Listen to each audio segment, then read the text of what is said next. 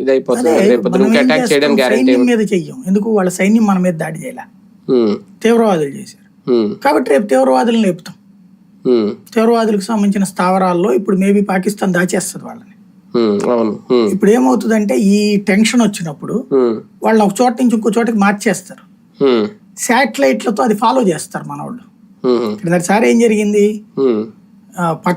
Pulwama incident తర్వాత POJKలో ఉన్నటువంటి తీవ్రవాదులందరినీ తీసుకెళ్లి పాకిస్తాన్ లోపల ఉన్న బార్డర్ లో పెట్టుకున్నారు, బాలాకోట్ ఓ చోట ఉంచారు దాదాపు 600-700 మంది. అందుకని దాని మీదనే అటాక్ చేశారు. ఎట్లా కుదిరి తెలిసింది ఇదంతా అంటే ట్రాక్ చేస్తారు. ఇక ఇప్పుడు మన శాటిలైట్లు వాళ్ళ మీద కన్నేసి ఉంటాయి.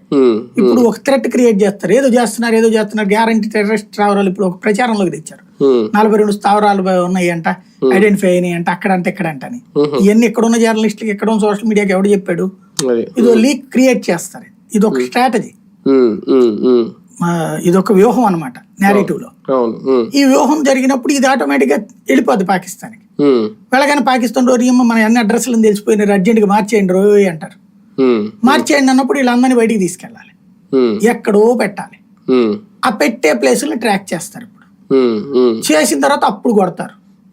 ఒకే దెబ్బకి భారీ ఎత్తున ఇప్పుడు 25 మందిని చంపారు, వాళ్ళు ఒక 500 మందినో 1000 మందినో లేపుతారు. 1-10 తలకాయలు తీయడం అనేది మనకు అలవాటే, ఇంత ముందు కూడా కొట్టాం. యుద్ధం లేకుండా మోడీ సీరియస్ స్టెప్ అంటే సర్జికల్ స్ట్రైక్స్ ఒక్కటేనా? ఇది సర్జికల్ స్ట్రైక్ అని కూడా అనడానికి